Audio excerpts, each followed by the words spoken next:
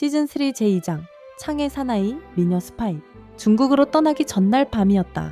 현과 청아는 현청방 대청마루에 마주 앉아 짐을 꾸리고 있었다. 벽옥적, 진검, 비상약, 노잣돈. 일본을 다녀온 경험이 있었지만 중국은 차원이 달랐다. 땅이 넓고 적이 셋이었다. 셋을 둘이서 상대하는 건 무리오, 현이.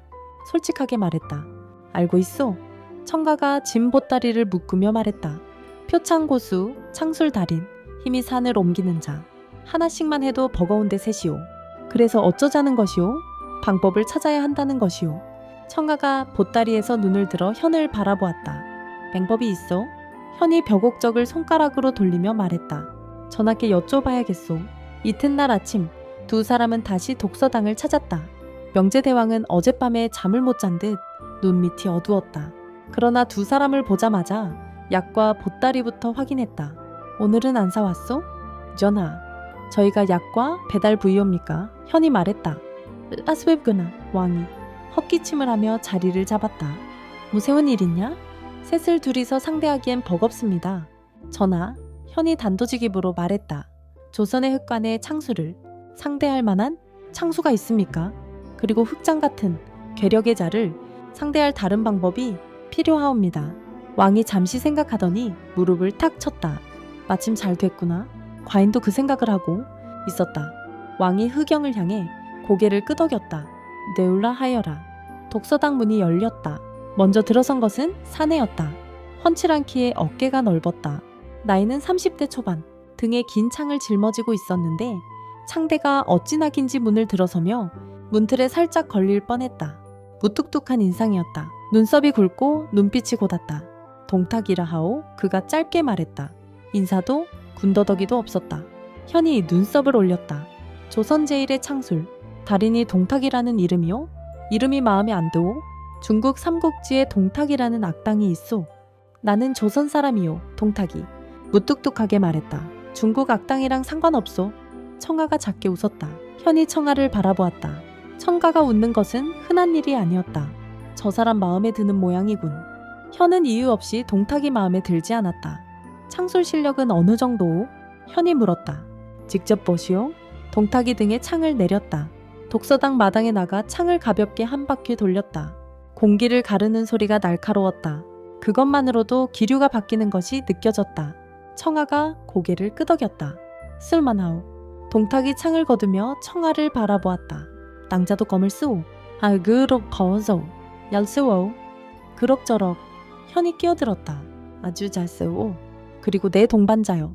동탁이 현을 잠깐 바라보다가 다시 창을 등에 짊어졌다.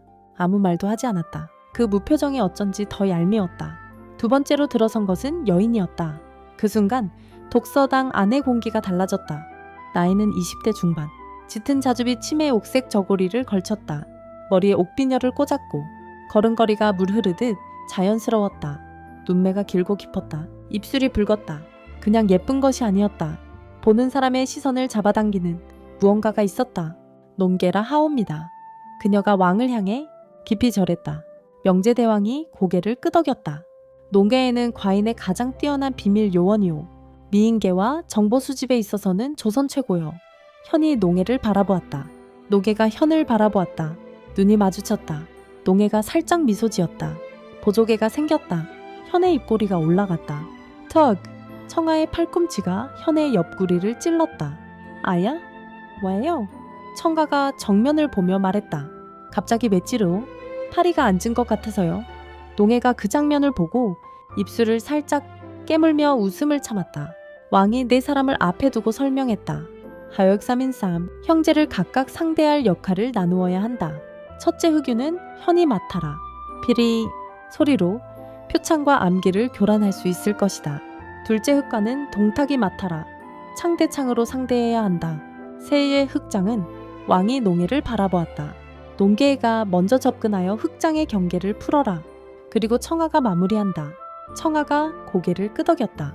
흑유가 보관하고 있는 신라 금관의 위치를 파악하는 것도 농해의 역할이오. 왕이 덧붙였다. 정보 좀 없이 움직이면 요새 안에서 길을 잃는다. 농해가 조용히 말했다. 이미 흑유 측에 접선 경로를 만들어 두었습니다. 중국에 도착하면 제가 먼저 움직이겠습니다. 현이 농해를 바라보며 말했다. 위험하지 않겠소? 흑유가 표창고수라 하던데. 농해가 현을 향해 미소 지었다. 걱정해 주시는 것이옵니까? 당연하지요. 같은 편인데. 턱! 이번엔 더 세게 찔렸다. 현이 옆구리를 감싸며 청가를 바라보았다. 청아는 왕을 향해 진지한 얼굴로 고개를 끄덕이고 있었다. 예, 낭자 아까부터 왜 자꾸 파리가 뭐니소? 오늘? 농해가 이번엔 참지 못하고 소리 없이 웃었다. 동탁은 무표정한 채로 창만 만지작거렸다. 독서당을 나서며 내 사람은 처음으로 나란히 걸었다. 동탁이 앞장섰다. 말이 없었다. 청아가 그 옆에 나란히 걸으며 말했다. 창글 얼마나 됐소? 20에 시작했소. 10년 됐소. 이 어디서 배웠소? 혼자. 청아가 고개를 끄덕였다. 두 사람은 그것으로 충분하다는 듯 더 말하지 않았다. 현은 그 뒤에서 농해와 나란히 걸었다. 농해가 낮게 말했다. 벼곡적이 참 곱습니다. 직접 부시는 것을 들어보고 싶군요. 언제든 불어드리리다.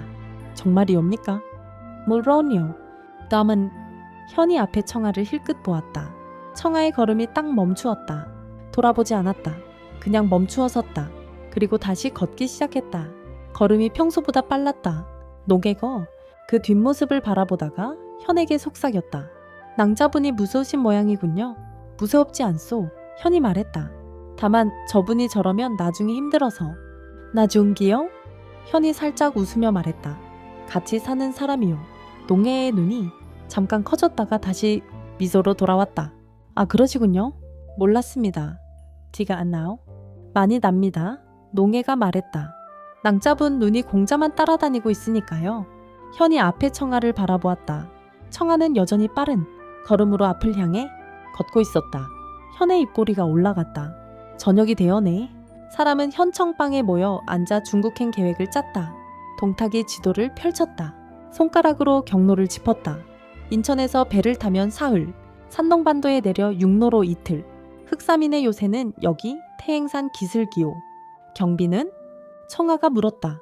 요새 바깥 경비만 30, 농해가 말했다. 안쪽은 파악 중이요. 내가 먼저 들어가 확인하겠소. 혼자 들어가는 것이 위험하지 않겠소? 동탁이 말했다. 제이료? 농해가 담담하게 말했다. 동탁은 더 말하지 않았다. 그 대신 창을 손으로 한번 쓸었다. 현이 지도를 바라보며 말했다. 흑유, 흑관, 흑장. 셋이 항상 함께 있소. 그렇지 않소? 농해가 말했다.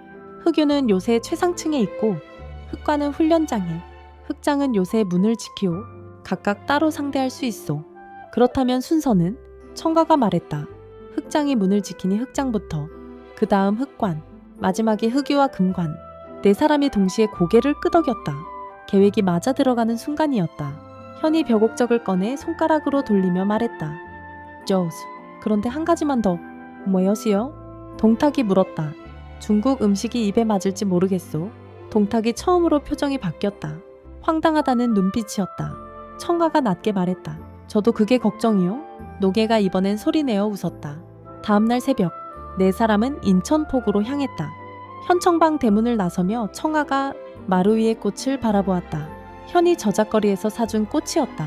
이미 시들었지만 청아는 버리지 않고 그대로 두었다. 현이 그것을 보았다. 그러나 아무 말도 하지 않았다. 대신 걸으면서 낮게 말했다. 돌아오면 새 것으로 사다 드리리다. 청아는 대답하지 않았다. 그러나 걸음이 현 쪽으로 아주 조금 가까워졌다. 포개배가 기다리고 있었다. 새벽 바다가 차갑게 빛났다. 동탁이 먼저 올라탔다. 농해가 그 뒤를 따랐다. 현이 천가를 향해 손을 내밀었다. 테이지오. 천가가 그 손을 잠깐 바라보다가 잡았다. 배가 출발했다. 중국이 기다리고 있었다.